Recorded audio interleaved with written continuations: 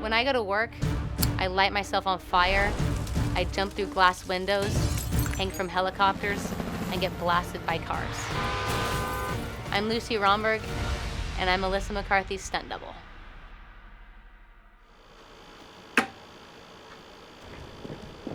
I describe my best day at work by going home in one piece. One of the biggest misconceptions is probably that stunt people are fearless. For me, at least, that's not true at all. I'm literally afraid before every single stunt I do. I still get the butterflies, but I think the butterflies keeps you honest. Everyone gets into stunt work differently. For me, I was a national champion gymnast in college. I had no idea what I wanted to do with my life, so one of my teammates was out in LA doing stunts and acting and just kind of basically convinced me to come out and try it. Working with Melissa McCarthy, I can't even say it's a dream come true because it's so much more than that. There's no way I could have ever have dreamt to get to be working with someone so talented, so loyal, so wonderful, so funny. I love to put on the wardrobe, put on all my stuff, and I become Melissa. Oh God! Stunt performers are absolutely actors. I mean, we have to embody that character. We have to become the character of the person that we're doubling, or it doesn't work. I have conversations with Melissa all the time, like, is this funny, is that funny? Anyone can fall down the stairs, but it's up to the stunt performer to be able to do it over and over again consistently and make it look as gnarly and out of control as it can be.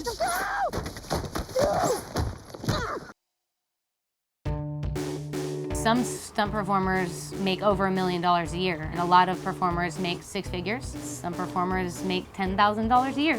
The biggest compliment as a stunt performer you can get is being put into an actor's contract. I mean, that's a huge deal because production has to come to you first. The fact that Melissa put me in her contract, she trusts me enough, it warms my heart more than I could ever portray. This helmet has actually literally saved my life.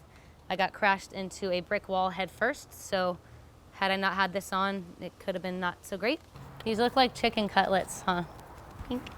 It doesn't look like much, but I mean, the impact that these can take, it's a difference between being bruised up on take 1 and being able to do 25 takes and walk away without any dings. Some of the most dangerous stunts I've gotten to do is getting hit by a car. I got to hang from a helicopter on Spy, where the pilot was like literally trying to like get me to fall off. Bravery is definitely important. You need to be tough. You need to know that there are going to be times where you get hurt. I have lost friends. My buddy John Bernacker was killed on an accident on set. Yeah, he was way too young, way too vibrant, way too good of a person to deserve that. So, some delicious baby spinach.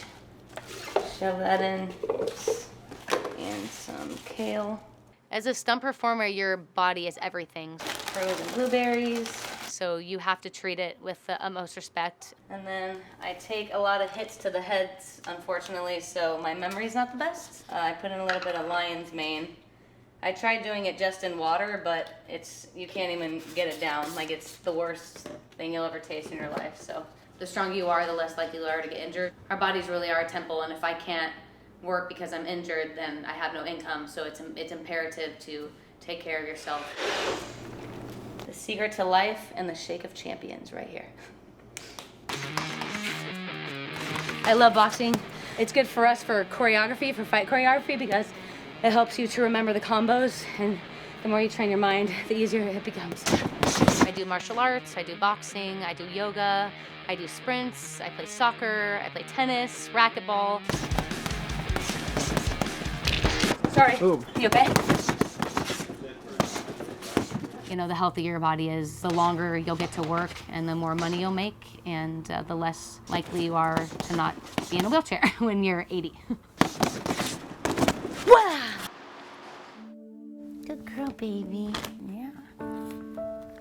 Body image is an interesting thing. You know, growing up as an athlete, as a gymnast, being in a leotard in front of thousands of people, it's, you know, kind of makes you very self-aware. And so when I was in college, I developed an eating disorder, and it was a really big struggle to overcome that. And then from there, I came to Hollywood with the most beautiful, skinniest people in the world. And so, you know, that kind of led into issues of its own. Just I'm not thin enough, I'm not pretty enough, I'm not good enough, I'm not talented enough. All these things start to creep in. But it's taken me a long time, but I finally reached a place to where I have the confidence to love myself and to allow myself to love myself. She's just a little badass. Just like her mom. Yeah? We're tough, huh? Good girl. Yeah. As hard as this industry is anyways, it's even more difficult as a woman. I've just had to work extra hard and stay dedicated and just honestly not give up and take rejection with a grain of salt and just keep my head forward and let's go.